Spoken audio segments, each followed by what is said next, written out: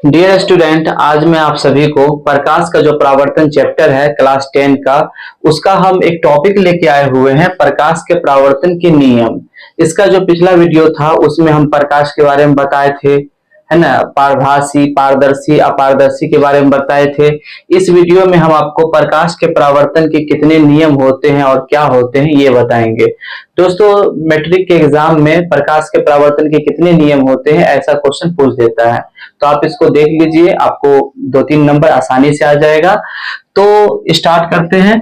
प्रकाश के परावर्तन के 2 नियम होते हैं, है ना, 2 नियम होता है। कौन कौन होता है? तो आपतन कोण परावर्तन कोण के बराबर होता है ना। आप समझेंगे, पिछला वीडियो में आपको हम बताए थे आपतन कोण कौन होता है। तो ये जो कोण देख रहे हैं बीच का, ये आपतित किरण और अभिलंब के बीच का जो कोण है ये हो गया आपतन कोण, और ये परावर्तित किरण और ये अभिलंब के बीच के जो कोण हुआ ये हुआ परावर्तन कोण। तो पहला नियम होता है प्रकाश के परावर्तन का, जो नियम है पहला नियम ये है आपतन कोण यानी ये, और परावर्तन कोण ये, यानी आपतन कोण I परावर्तन कोण R दोनों बराबर होते हैं। यहाँ लिखा भी है आपतन कोण I बराबर परावर्तन कोण R, ठीक है, ये इसका पहला नियम हुआ। दूसरा नियम है आपतित किरण, परावर्तित किरण तथा आपतन बिंदु पर डाला गया लंब, ठीक है।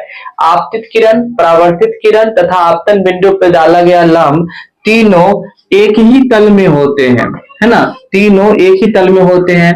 तो इसको समझते हैं, ये हुआ आपतित किरण और ये हुआ परावर्तित किरण, और आपतन बिंदु पे डाला गया लंब, ये लंब डाले ना, तीनों एक ही तल में है, ये है ना। तो ये प्रकाश का परावर्तन का नियम हुआ। अब शॉर्टकट में समझेंगे। प्रकाश के परावर्तन के 2 नियम होते हैं। कौन कौन होते हैं?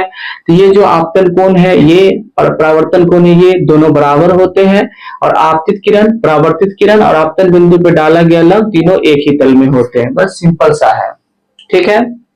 अब इसके बाद चलते हैं, समतल दर्पण पर लंबवत पड़ने वाली प्रकाश की किरण लंबवत ही लौट जाती है।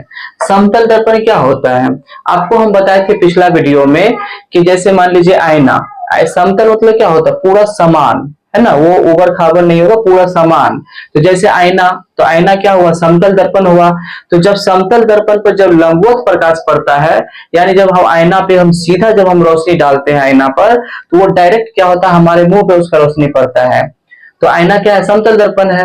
तो समतल दर्पण पर जब सीधा प्रकाश पड़ेगा तो उसका जो परावर्तन होगा वो डायरेक्ट लंबवत ही हो जाएगा। इसका यही नियम है कि समतल दर्पण पर लंबवत पड़ने वाली प्रकाश की किरण लंबवत ही लौट जाती है, यानी जैसे हम सीधा डाल लेंगे वैसे ही लौट जाएगा, ठीक है।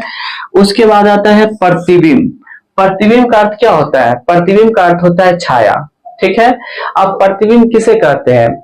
जैसे कि कोई वस्तु है, अगर वस्तु रखा हुआ है और उस पर हम प्रकाश डालते हैं तो उसके विपरीत दिशा में छाया बनता है, उसे ही हम प्रतिबिंब कहते हैं। अब इसका परिभाषा कैसे होता है किताबी भाषा में? तो परिभाषा होता है किसी बिंदु स्रोत से आती प्रकाश की किरणें, ठीक है। स्रोत, स्रोत का मतलब बताए थे हम जरिया, है ना, जहां से वो आता है ना। जैसे मान लीजिए प्रकाश का स्रोत क्या क्या है? जैसे टॉर्च हुआ, बिजली का बल्ब हुआ, सूर्य हुआ, ये सब हुआ।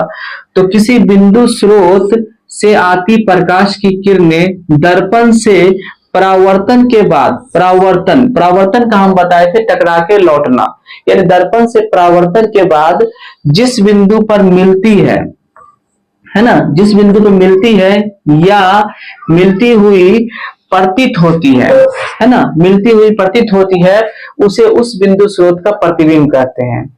यानी जब हम किसी प्रकाश के रास्ते में अगर हम कोई अपारदर्शी वस्तु रख देंगे तो उससे जो उसकी छाया बनती है उसे ही हम प्रतिबिंब कहते हैं, ठीक है। ये जो प्रतिबिंब होते हैं 2 प्रकार के होते हैं, एक होता है वास्तविक प्रतिबिंब और दूसरा होता है आभासी प्रतिबिंब, ठीक है। अब इसका आगे जो होगा, आगे हम बताने जा रहे हैं वास्तविक प्रतिबिंब किसे कहेंगे, आभासी प्रतिबिंब किसे कहेंगे, वो अभी हम बताएंगे।